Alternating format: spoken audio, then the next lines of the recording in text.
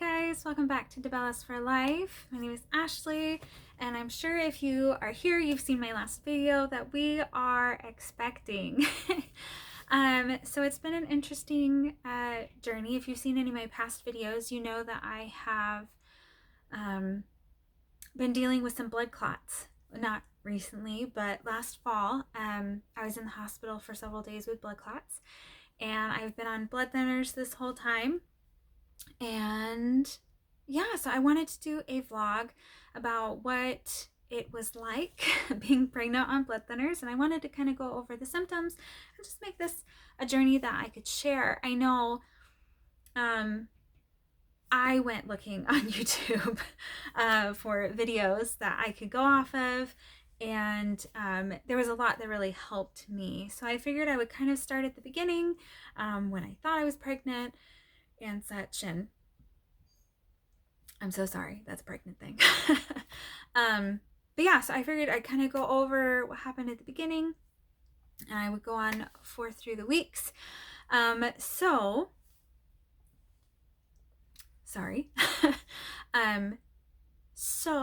the month before I found out that I was pregnant, I thought that I was. I had a ton of symptoms before I had a positive pregnancy test. I had implantation bleeding, I had cramping, I had mood swings, I had, okay, gentlemen, if you're here, just move along, just a forewarning, I had tender breasts. For those, it might be TMI, I'm just letting you know, you're welcome to be here, but we're going to talk about stuff you might not want to hear about. My breasts were tender. It was just several different symptoms that just really stood out, especially the implantation bleeding. It was a week before my period was due, and it was just super light, just kind of like spotting. And I'd never had that before, ever. And I was like, what is going on? And just as I was about to test, because I wanted to give it time, right? Because when I looked it up, of course, I looked at YouTube's and different things. It said that you needed to wait until after your missed period, or until after the implantation bleeding, for a couple days to see if you would get a positive. Because if you test too early, that implantation bleeding is exactly that. It's that it's the egg traveling down and implanting into your uterus. And if you test too early, you'll get a false negative. So I was waiting a couple days until after the implantation bleeding had stopped, and it had stopped. But the second day my period came in with a vengeance. It was really heavy and really bad, lots of clots and everything. So it makes me kind of wonder if I had a chemical pregnancy or a miscarriage, or however you want to say it. A lot of people say it's a miscarriage, a lot of people say it's just a chemical pregnancy. I don't know, but I think I had whichever one it was. And I was really bummed out, I will tell you. I was on the phone with my husband, and I hadn't told him. Like, I had kind of told him. Another thing, my appetite had increased like crazy. Like, I was so hungry. And my husband was like, "You're really hungry?" I'm like, "Yeah, I am." But anyway, so I ended up crying on the phone to him because I was really, really upset about it. But then the next month came, and I was like, there's no way, like, whatever. And then I became 3 days late for my period. And I was like, no, there's no way. Like, I'm sure it's just like it was last month. Like, don't even think about it. And then I saw a YouTube video, of course, and this wonderful woman, she went on and she said how she had the exact same thing happen to her. She had had all of these symptoms, implantation bleeding, everything, and then her period had started. But then that very next month, she had almost no symptoms at all, and she was pregnant. I was like, what are the odds that that would happen to me? So it was actually Easter morning, and I had had some tests from before, because I had gotten some tests so that I could check, and then of course my period happened, so I didn't end up using them. But I had gotten a bunch of the just cheap ones from Amazon, and then I think I had like a 97-cent one from Walmart, and then I had a digital one because everyone needs that digital test that says pregnant. Because the lines, you're like, oh, the line is so faint, but the digital will say. So anyway, so I go in the bathroom first thing. I haven't said a word to my husband, haven't told him I'm late, haven't said anything. Like, I have zero symptoms except for like tender breasts and some cramping, and I'm like, that's totally like period symptoms, right? So I go in the bathroom. I take 2 of the Amazon tests because I'm like, just in case one is funky, like I'll take 2. You guys, and they both had a line, just a faint line. And I was like, no way. So I took the Walmart 97-cent one, and there was another line, and I was like, okay, I gotta just take the digital. Like, I just gotta do it. And I took it, and it said pregnant. I was in shock. I was like, there's no way. There's no way. Like, we had been talking about having a baby, but we wanted to wait until I was off the blood thinners, which was supposed to be in a month or 2. But yeah, so I'm looking at this pregnancy test and I go out to Joe and I'm like, I have something for you. He's like, what is it? He's like watching a game or something. Or no, he's watching General Conference. For those of you who are LDS or Mormon or anything, he was watching General Conference. Sorry. And a church show. He was watching a church show. And I hand him the pregnancy test. And he goes, oh, you're pregnant. I was like, yeah, is that it? Is that your whole reaction? He's like, that's great. And then, of course, like 20 minutes later, he starts looking at houses and stuff because, we can't stay in our little apartment. We need a bigger house. And I'm like, you realize the baby's like this big. But no, we were so excited. And I don't even remember. I was super, super early. I think I was only like, well, I guess 3 days from the missed period, right? So I think that's like 4 weeks, something like that, like super early. So I called my doctor's office because Joe's like, we need to get it checked with a doctor.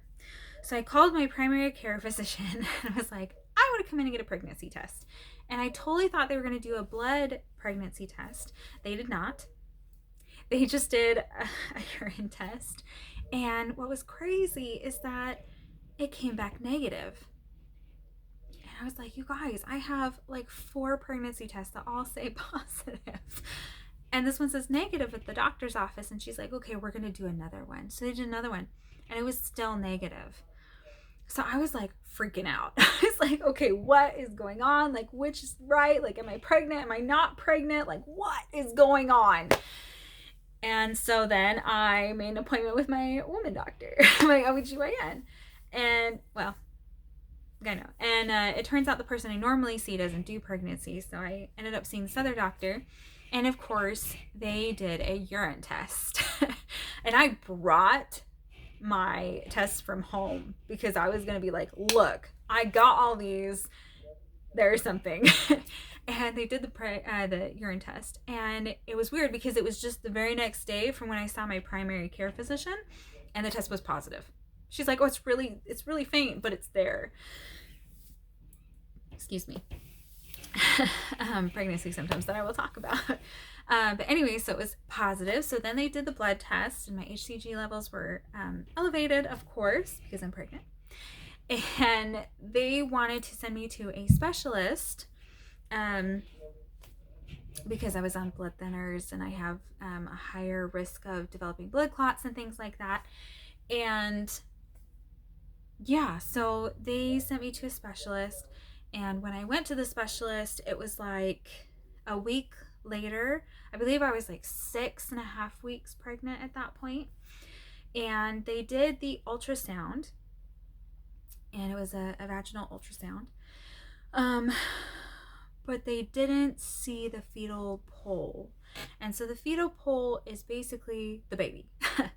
What they saw was the yolk and the egg sac, but they didn't see that fetal pole. And so the doctor said, I don't want to give you a consult right now. It's probably just too early. But of course, being me, I left and I went home.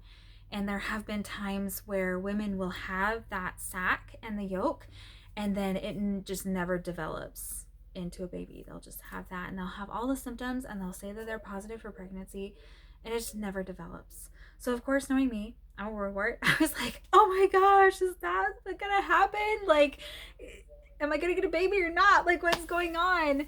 And so I had to wait 2.5 weeks to get another ultrasound done. And that was actually done today. And I am almost 9 weeks. So I went from like 6.5 weeks to almost 9 weeks. And you guys, so I showed this in the first video, but that is what I got to see today. That is my little baby's head and his body. And she said that the baby is doing great. And it's measuring a couple days smaller than what I thought, but I'm like right in the range. So she said the baby is doing great. So really quick, I wanted to touch base on some symptoms I've been having with the blood thinners and things like that. So with the blood thinners, I was on Eliquis. And for those of you who are on Eliquis, I'm so sorry. For those of you on blood thinners, I'm so sorry. I feel your pain. But especially those expecting moms who are blood thinners, because we have to be on a blood thinner called Lovenox. And you have to receive this medication through needle. So I got to have my husband give me a shot every morning of my lovely blood thinner, and I found out today that I now get to get 2 shots a day, one in the morning and one 12 hours later. Not looking forward to that, but the outcome is what counts, right? So it's not fun being on blood thinners. There's always a possibility of bleeding going on, whether it's you bleeding or the baby bleeding or anything like that. And that's why they've split that dosage up into 2, because when you have a high dosage of blood thinners go into your body at one time, it causes that spike, and that can increase risk for the baby, especially the further along in the pregnancy that you are. Normally it's okay to have the 1 shot during your first trimester, but in the second and third trimester you really want to switch to 2 shots, just to lower the risk to the baby and for yourself. So the symptoms I've had, the video is getting a little bit long. So the symptoms I've had up until now, up until almost 9 weeks, I've had extreme breast tenderness. I get super hungry, and it's not like normal hunger. It's kind of crazy, actually. So you know how when you normally get hungry and you're like, oh, I'm hungry, I need to eat something. And then if you don't eat, you start to get a little bit hungrier. And sometimes people get hangry, right? But it takes like hours before you start to feel sick, at least for me, or at least an hour or something like that. I will start to get hungry, and then I'm starving within a few minutes if I don't eat. And then if I don't eat after that, I feel sick to my stomach and I want to throw up, and nothing sounds good. But I know that I have to eat to make myself feel better. It's horrible. But yeah, and I'm hungry a lot more often. Which is, yeah. And then it's fun trying to find something to eat, because I was also recently diagnosed with IBS. For those of you who have it, you know what that means. For those of you who don't have it, you're welcome to look it up. I'm not going to go into extreme detail, but it makes pregnancy harder for people, y'all. Some people it helps, and some people pregnancy just makes it worse. And with that and the pregnancy, I have extreme bloating. So in your 9th week of pregnancy, you start to have a little bump, you start to get a little bigger, but you really don't usually have that much. But in my case, I am so bloated, isn't that a lovely word? Bloated, that I can't fit in my pants. Like my jeans, nope, they don't fit. Not even close. I mean, okay, they do fit, but I can't have anything pushing on my stomach where it makes me feel ill. So I will say this. They fit, they're snug, can't wear them. I can't wear my clothes. That's better. I can't wear my clothes. Because it just hurts. Between the IBS and the pregnancy and the bloating and everything, it just hurts. So I don't wear anything tight if I can help it on my stomach. And especially with the bloating, it literally looks like I'm, I don't know, like 8 months pregnant, but I'm not. So, you know, that's fun. That's always great. So there's that. There's the hunger. I've noticed that I've gotten headaches.